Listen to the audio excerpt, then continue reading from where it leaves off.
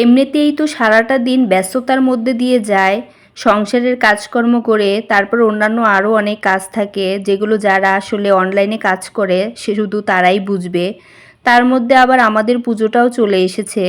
তো পুজোর ধোয়াধুয়ি ভেবেছিলাম যে কিছুই করব না, কিন্তু মনে তো মানে না। আসলে বছরে একটা দিন এগুলো না করলে তো আসলে ভালো লাগে না। এমনিতে নর্মালি সবসময় ক্লিন যতই করেন না কেন, পুজোতে দেখা যায় সব কিছু একটু ভালো করে ধুলে সেই জিনিসগুলো দেখতে অনেক ভালো লাগে, চকচক করে ঝকঝক করে, তখন মনটাও আনন্দে ভরে যায়। তো নমস্কার friends, welcome back to my page Tumpa Kitchen Blogs. তো সকালবেলা ঘুম থেকে উঠেই আজকে আমি ধোয়া মোছার কাজ কিছু করেছি। তো যেমন আমি ফুলগুলোকে আগের দিনই ভিজিয়ে রেখেছিলাম, তো সেই ফুলগুলোকে আগে একটু ধুয়ে নিয়েছি, ধুয়ে এখন নেড়ে দিচ্ছি।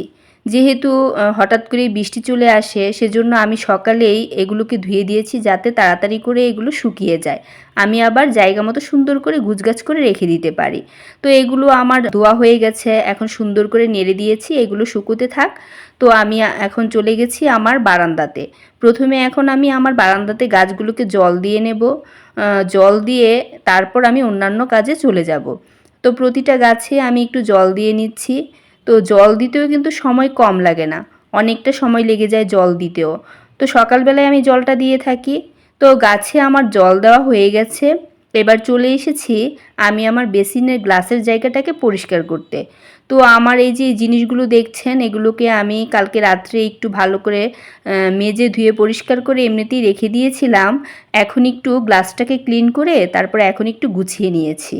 তো গুছিয়ে নেওয়া হয়ে গেছে, দেখুন কতটা সুন্দর হয়েছে। সব কিছুই আপনি যত সুন্দর করে ধোয়া মোছা করবেন, দেখতে কিন্তু অনেকটাই নতুনের মতো ঝকঝকে হয়ে যায়, দেখতেও ভালো লাগে। তো দেখুন এই জায়গাটা আমার কতটা সুন্দর লাগছে দেখতে, একদম নতুনের মতো হয়ে গেছে। তো এখন আমি চলে আসলাম একটু ইসবগুলের শরবত বানাতে। তো কালকে রাতেই আমি ইসবগুলটাকে আমি ভিজিয়ে রেখেছিলাম, তারপর এখন আমি শরবতটা করে নিচ্ছি। তো যেহেতু একটু গরম গরমও, আর সকালবেলা এই শরবতটা খেলে পেটটাও ঠান্ডা থাকে। তো আপনাদের দাদাকে আমি কয়েকদিন যাবতীয় শরবতটা করে দিই, সাথে আমরাও খাই। খেলে হয় কি পেটটা ঠান্ডা থাকে। তো আপনাদের দাদা আবার কি করে, এই শরবতটা খেলে সকালে আর ভাত খেতে চায় না, সেই শরবত খেয়েই একদম দোকানে চলে যায় আর দুপুরের খাবারটা নিয়ে চলে যায়। সে বলে যে এই শরবত খেলে নাকি তার আর পেটে খিদা থাকে না, আর সকালে ভাত খায় না। তো ভাতটা আমার হয়ে গেছে, এবার ভাতটাকে আমি নামিয়ে নিচ্ছি। তো ভাতটা নামিয়ে এখন আমি একটু কাইক্কা মাছ দিয়ে ভুনা রান্না করে নেব। কাইক্কা মাছ দিয়ে ভুনা রান্না করব আর পেঁপে ভাজি করব। আর কালকের ডাল রান্না আমি রাত্রেই করে রেখেছি, যেহেতু আমার একটু ধোয়া মোছা করতে হয়, তো রান্নাতে বেশি সময় দিলে ওইগুলো করতে আবার আমার কষ্ট হয়ে যাবে, সেজন্য রাত্রেই ডালটা রান্না করে রেখেছিলাম। সেজন্য এখন আর ডাল রান্না করব না, শুধু কাইক্কা মাছের ভুনাটাই রান্না করব আর একটু পেঁপে ভাজি করে নেব। তো কাইক্কা মাছের ভুনা রান্নাটা আমার হয়ে গেছে, এবার পেঁপেটাকে ভাজি করে নিচ্ছি। পেঁপে টুকরো করে পেঁয়াজ কুচি আর কাঁচামরিচ চিড়ে ভাজি করে আপনারা নিশ্চয়ই খেয়েছেন, আমি এবার এই প্রথম রান্না করলাম। তো ভাজিটা মোটামুটি ভালোই হয়েছে, মন্দ হয়নি কিন্তু। তো রান্না টান্না শেষ করে আপনাদের দাদাকে দুপুরের খাবার দিয়ে বিদায় করে তারপর আমি চলে এসেছি আমার এই র্যাকটা, থালা বাসনের যে র্যাকটা, সেটাকে আসলে ধুবো আজকে। তো সেজন্য এগুলোকে আমি এখন একটু নামিয়ে নিচ্ছি। তো সম্পূর্ণ র্যাকটাকে আমি সুন্দর করে একদম মেজে ঘষে ধুয়ে নেব। তো সব কিছু নামিয়ে তারপর র্যাকটাকে ভালো করে আমি আমার বাথরুমে নিয়ে এসে মেজে তারপর ধুয়ে এখন জল ঝরতে রেখে দেব। এটা হচ্ছে রাতের ভিডিও। সব কাজটা সেরে তারপর আমার র্যাকটাও শুকিয়ে গিয়েছিল, আর বাসন টাসনগুলো শুকিয়ে গিয়েছিল।